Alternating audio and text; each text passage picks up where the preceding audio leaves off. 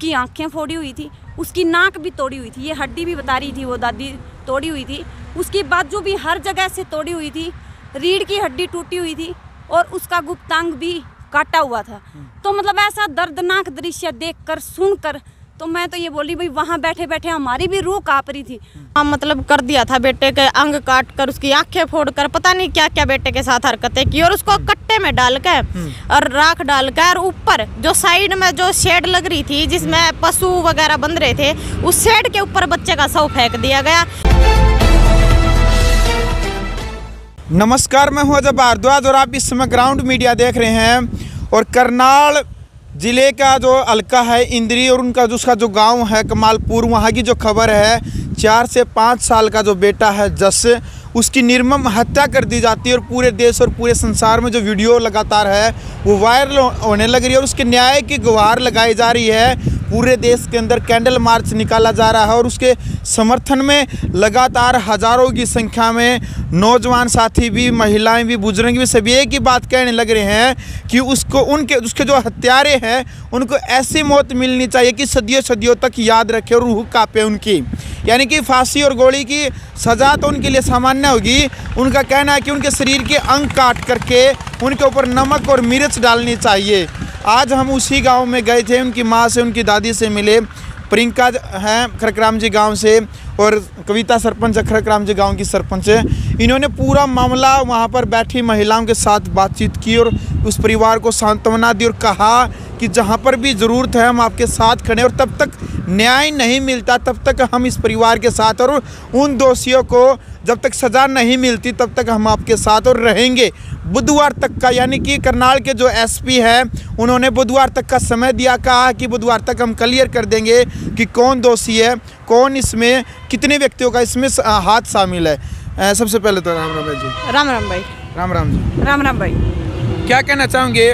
आप महिलाओं में बैठी थी, उसकी दादी और उसकी माँ से पूरी बात आपने सुनी, गांव की महिलाओं ने पूरी बात आपको बताई, क्या था पूरा मामला एक बार बताओ दर्शकों को। देखो भैया, मैं उनके घर गए तो उनकी दादी का कहना था कि 4 साल का उनका बेटा था कि भी वो दुकान से चीज़ लेने गया था।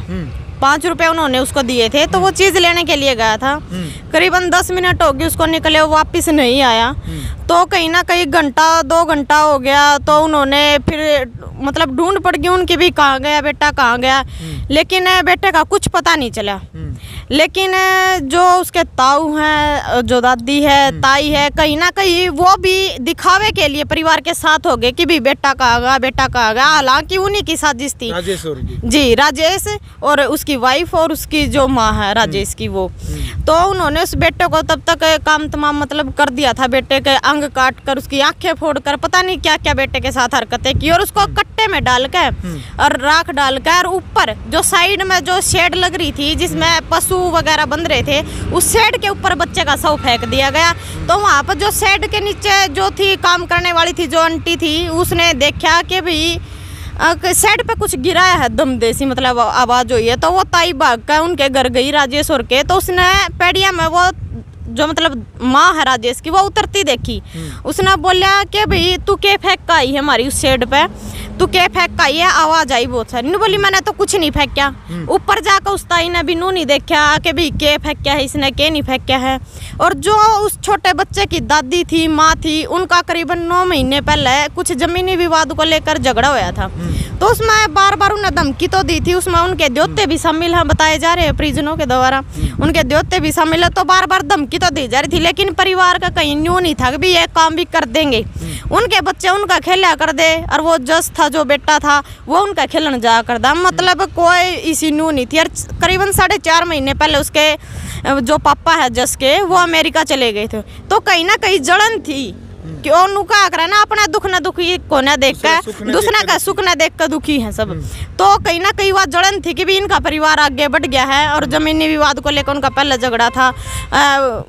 मुर्गी फार्म उनके खेत में लगा रखा है, उन्होंने फार्म लगा रखा है। तो बच्चे रोज का काम थे तो खेलन जान करान का, तो कई परिवार को उठाए को नहीं कि भी यो काम कर देंगे। लेकिन उसकी दादी का कहना है कि उन्होंने ऐसा काम कराया। आज एक और नई खबर निकल कर आई है, जो उसकी चाची है, मान लें उसके पापा और 3 भाई हैं, जो जस के दादा हो रहे वो 3 भाई हैं, तो उनमें तो 2 परिवार मिले हुए हैं। आज एक और लिखड़ का है, जो जस की चाची है अंजलि, और जो जस के चाचा है लवली, और जो उसकी माँ है माया, उनका भी नाम आज प्रशासन के द्वारा खुलासा होया है, निकल कर आया है। तो कहीं ना कहीं देखो अब इस साजिश में कौन कौन तो शामिल है, अभी तक प्रशासन के द्वारा इन्वेस्टिगेशन चल रही है, कोई निचोड़ बात का लिकड़ के नहीं आया है।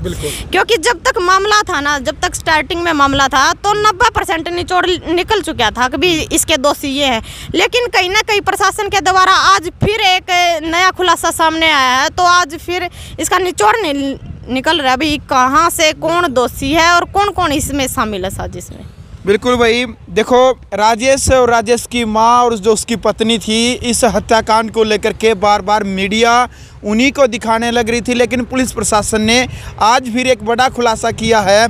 यानी कि जो अंजलि जो उसी के परिवार में है, उन्हीं के वो सदस्य हैं। अंजलि को भी गिरफ्तार कर लिया गया है और अंजलि के हस्बैंड का नाम है लवली, और लवली यानी कि अंजलि के जो सासू है माया, उनको भी गिरफ्तार कर लिया गया। यानी कि कुल मिलाकर के लगभग 6 व्यक्तियों को गिरफ्तार इस मामले में अभी तक पुलिस प्रशासन कर चुका है। और पुलिस प्रशासन ने बुधवार तक का टाइम दिया है कि बुधवार तक हम दूध का दूध और पानी का पानी, यानी कि इस मामले को लेकर के निचोड़ हम बता देंगे। कविता जी इस तरफ आ जाए एक बार, क्या कुछ कहना चाहेंगे? आप महिलाओं में बैठी थी, बातचीत कर रही थी, गाँव की महिलाओं से बातचीत की आपने, जस की जो दादी है माँ से आपने बातचीत की, क्या निचोड़ निकला, क्या कुछ बात निकल कर क्या इस पूरे मामले को लेकर? देखिए, शुरू से जब हम इस मुद्दे को उठाते हैं तो ये लग रहा था जैसे बच्चा चीज लेने गया है, और वहाँ एक वीडियो आपने भी देखी होगी, एक जो बाबा हैं मांगने वाले हैं, जो उनका जो थैला था वो इतना बड़ा दिखाई दे रहा था साइज में, जैसे वजनदार था वो। वाकई में इस बैग में बच्चा है। तो पुलिस को गुमराह किया जा रहा था, जो राजेश है उसके द्वारा पुलिस को गुमराह किया जा रहा था। भाई बाबा उठा के ले गया बच्चे को, जस को बाबा उठा के ले गया। लेकिन प्रशासन अलर्ट था, प्रशासन ने वहाँ वो जो बाबा बता रहे थे उनको उठाया। वो 3 बाबे उस दिन उस गांव में आए थे, उन्होंने उनको उठाया, उनसे हकीकत पूछी, लेकिन जस का उन बाबाओं से लेना देना नहीं था। जब शाम को पुलिस अलर्ट होगी, गांव में घुसी, हर जगह वो हर घर की तलाशी लेनी शुरू कर दी। उस समय ये बताया जा रहा है, अभी राजेश ने ये बोला हमारे ये 5 घर छोड़ के सारे गांव की तलाशी ली जाए, हर घर का मुआयना किया जाए, कहीं बच्चा किसी घर में तो ना हो। तो राजेश की बातों में आकर प्रशासन को भी ये था भी घर के बंदे हैं, ये कोई कुछ ऐसा काम नहीं कर सकते। तो प्रशासन ने भी उनकी बात मानी राजेश की, और उन 5 घरों को छोड़ के सारे घर के मतलब गांव के हर एक घर की तलाशी ली जहां बच्चा नहीं मिला। सारी रात वो ऐसे ही घूमते रहे, उन्होंने रोड भी जाम किया है। जब सुबह 5:30 बजे राजेश की माँ ने बच्चे के शव को पास वाली टीन पर फेंका है, तो उसमें जो जिसका बाड़ा था, वो जिनकी टीन थी, वो भैंसों के सामने चारा डाल रही थी। उसने आवाज़ सुनी, वो बाहर निकली। बाहर निकलने के बाद उसने देखा जो राजेश की माँ थी वो 3 पौड़ियों पर थी, मतलब पूरी तरह नीचे नहीं उतर के आई थी, 3 पौड़ियों पर थी। तो उसने उनसे पूछा, वो जो जिसका बाड़ा था उनकी वो राजेश की माँ चाची लगती है, तो उसने पूछा चाची क्या फेंक के आई है मेरी छत पे? तो उसने बोला भाई मैंने कुछ नहीं फेंक किया। तो उनको भी ये था भी हो सकता कुछ और हो। उस टाइम उन्होंने प्रशासन को बताया। प्रशासन ने आने के बाद जब वहाँ टीन पर चढ़े तो सबसे पहले राजेश ने बच्चे को उठाने की कोशिश की। ना वहाँ कोई प्रशासन बच्चे के पास लगा, ना खुद जस के चाचा ताऊ जो वो और थे वो भी उसके पास नहीं गए। बताया जा रहा है जो औरतें हैं वो ये बता रही थी भाई राजेश ने उसके ऊपर से अपने जो निशान फिंगरप्रिंट है उनको मिटाने की कोशिश की, लेकिन वो उसमें कामयाब नहीं हुआ अभी। और वहाँ जब पूरी तहकीकात चली, बच्चे का अंतिम संस्कार किया गया। उससे पहले जब हम घर बच्चे की डेड बॉडी लाते हैं तो माँ ने, दादी ने, सब ने उस डेड बॉडी को खोल के अच्छी तरह से देखा। उसकी आंखें फोड़ी हुई थी, उसकी नाक भी तोड़ी हुई थी, ये हड्डी भी बता रही थी वो दादी तोड़ी हुई थी, उसकी बाजू भी हर जगह से तोड़ी हुई थी, रीढ़ की हड्डी टूटी हुई थी और उसका गुप्तांग भी काटा हुआ था। तो मतलब ऐसा दर्दनाक दृश्य देखकर सुनकर तो मैं तो ये बोली भाई वहाँ बैठे बैठे हमारी भी रूह काँप रही थी। तो जिन्होंने ये कृत्य किया है वो किस मिट्टी के बने थे भाई? राक्षस प्रवृत्ति के थे वो। और फिर उसके बाद जब बच्चे का अंतिम संस्कार करने के बाद जब घर आए तो वहाँ कुछ शक के दायरे में राजेश की माँ और राजेश की पत्नी भंती, इनको पुलिस ने वहीं मौके से उठा लिया। और जब उनके घर की तलाशी ली तो वहाँ बच्चे के 3 दांत, टूटे हुए चप्पल और कुछ शक का दायरा था वॉशिंग मशीन। उस वॉशिंग मशीन को भी आज मतलब पुलिस द्वारा ले जाया गया है, कब्जे में किया गया।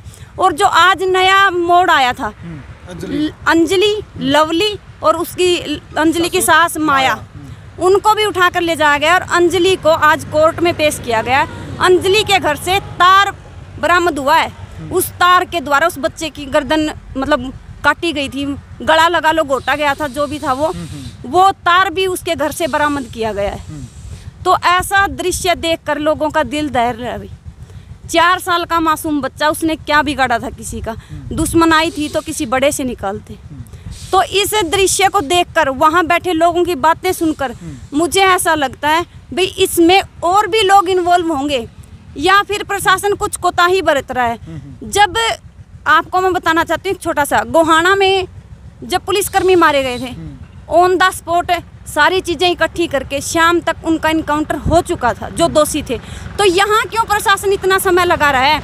जब हर चीज़ें निकल कर सामने आ रही हैं, उसके बाद भी सिर्फ एक ही दोषी को, अंजलि को ही कोर्ट में पेश किया गया है। बाकी सबको क्या प्रशासन बचाने की कोशिश कर रहा है?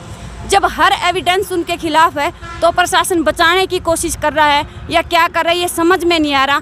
आज जब करनाल में सेक्रेटरीट में एसपी से मिला गया तो उन्होंने बुधवार तक का समय मांगा है और बोला भाई बुधवार तक का समय हमें दो, वीरवार को जो आप करोगे वो आपकी मर्जी।